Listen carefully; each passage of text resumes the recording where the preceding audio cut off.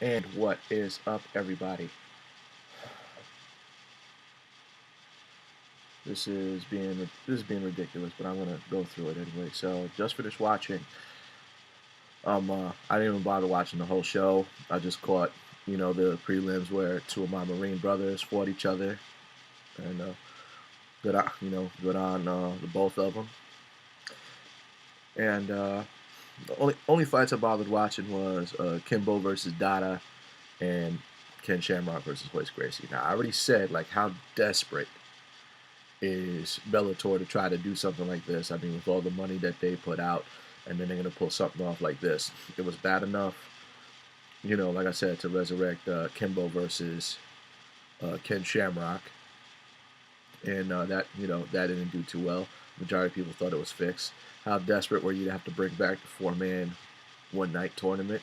As much as I miss those old formats, as much as everybody misses those old formats, nobody's really doing them anymore. I mean, has it ever occurred to you as to why UFC hasn't done a Grand Prix, hasn't done a four-man one-night tournament, and they're still number one? You know, and of course, I said that this is, seriously desperate on Bellator's part to pull off something like this. So first, the Kimbo fight. Kimbo versus Dada. Kimbo has proven himself to be more versatile with the ground, with his ground game and takedowns. And the fact that he has still yet to improve on his cardio game. If anything, his cardio game is even worse. And Dada is a bum. Straight up bum. To think that he could take on Kimbo. Kimbo has more professional fights to his credit. Now he's got 5 wins in mixed martial arts. Not to mention he's 7-0 in professional boxing. All wins by knockout. So Kimbo has some credibility. Dada's got nothing aside from the, a few street fights. The one MMA fight he had at the end of dog fights. And I guess he had like one other fight to try to step up to Kimbo. Out of your mind. Absolutely out of your mind. Fool, you could see this fool didn't know how to kick properly. Couldn't do takedowns. Couldn't do nothing. He was just straight garbage. And then for it to go as long as it did, Dada was basically fighting in a completely different dimension because he just kept eating. At the end, he just kept eating shots from Kimbo, and he didn't fall. He freaking walked off and basically fell because of how dizzy and just basically he died from heat. He died from heat exhaustion. That's what wound up beating him in the end. That was pathetic. I mean, I love even if it's not a skilled fight, I love knockdown drag out fights. When Kimbo fought James Thompson, the Colossus, neither one of them got a decent ground game. Both of them were just brawlers. But that fight was all over the place. It was crazy. It was phenomenal. And it went kind of like this one, up into the third round. And James Thompson was winning the fight up until Kimbo busted his cauliflower ear wide open, so referee had to call it for doctor stoppage. And Kimbo won that fight. That's the kind of fight we want, people want to see. We didn't get that. We got 2 big, tired guys just falling on top of each other. That's basically what we wound up watching. Now, of course, Gracie versus Ken Shamrock. In the beginning, they're like trying to measure each other, keeping the distance. Then it gets to the point where they clinch. As they start throwing knees, they're exchanging knees. One of Gracie's knees actually, I'm not sure if it was his knee or if it was his shin. You see it kind of hit the cup Therefore, it hits the cup and obviously rides up into Ken Shamrock's groin, and you see the kind of you see the delayed reaction that sometimes that could give you. Then you see, as he's guarding his mitt, as he starts to go down to guard, to crouch down, Royce Gracie throws another knee that connects to Ken Shamrock's face. As he's going down, Ken Shamrock is in the fetal position, and Royce Gracie starts raining punches down. Mind you, Royce Gracie didn't tape his hands up. He taped up his wrist, but didn't tape his hands. How the hell you could let a fighter get away with that is beyond me. And then he's punching Ken Shamrock and wins by TKO. Referee didn't see the groin shot. When the announcers call for the replay, they don't replay the unintentional groin shot. They replay the knee that catches Ken Shamrock in the face and ultimately winds up Royce Gracie taking him down. If they'd have just gone one knee strike earlier, they would have seen what had actually happened. Instead, they play the knee that connects to Ken Shamrock's head.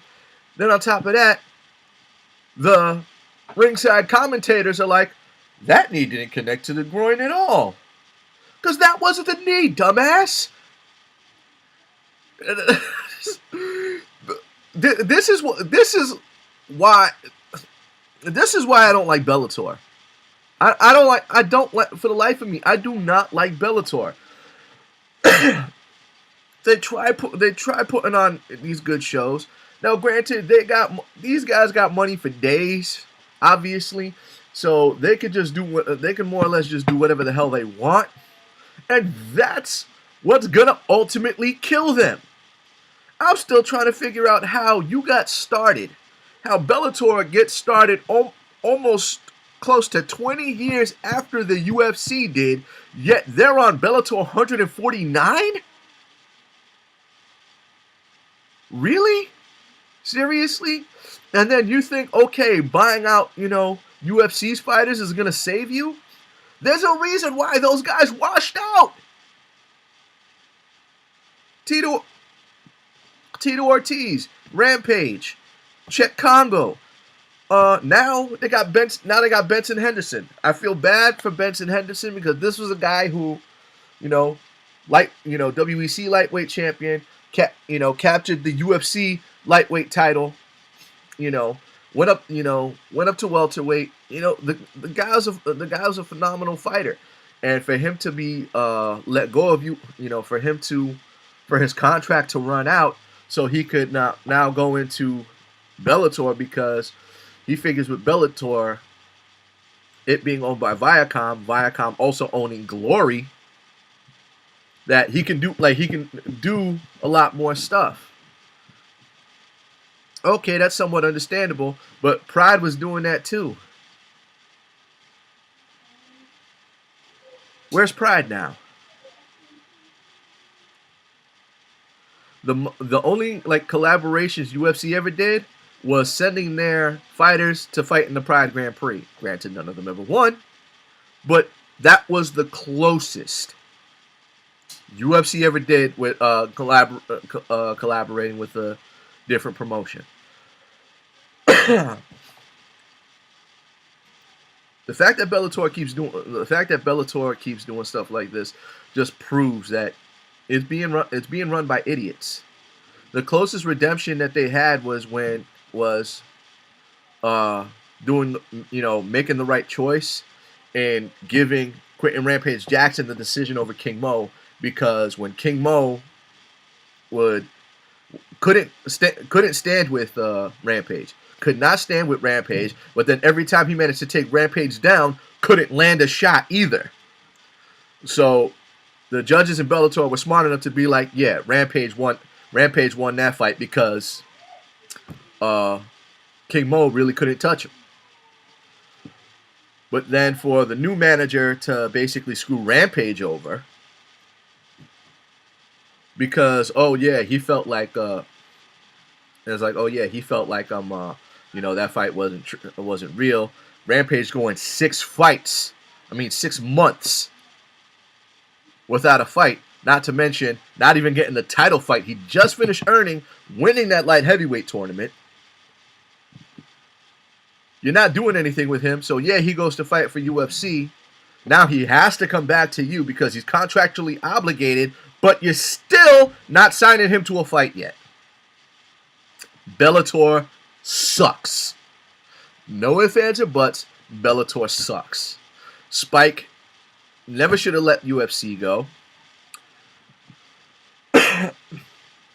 They never should have let UFC go, and they definitely shouldn't have bought out Bellator, because if I remember correctly, Bellator was owned by, it used to be shown on MTV2. To do something like this just proves how to continue to do something like this, and to let stuff like this continue to go on just proves as to why UFC isn't going anywhere.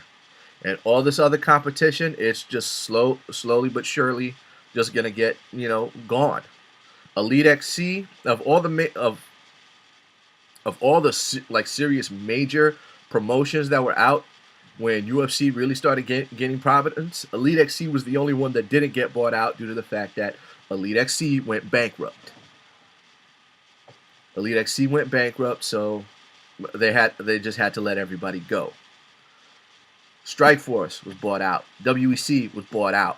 Pride was bought out. Why? Because they were failing.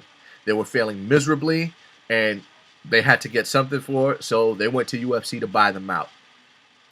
It's not that UFC was trying to buy out all the competition. Personally, I just hope Bellator just goes dead. I want Bellator to just go dead, because this is this is ridiculous. They're gonna keep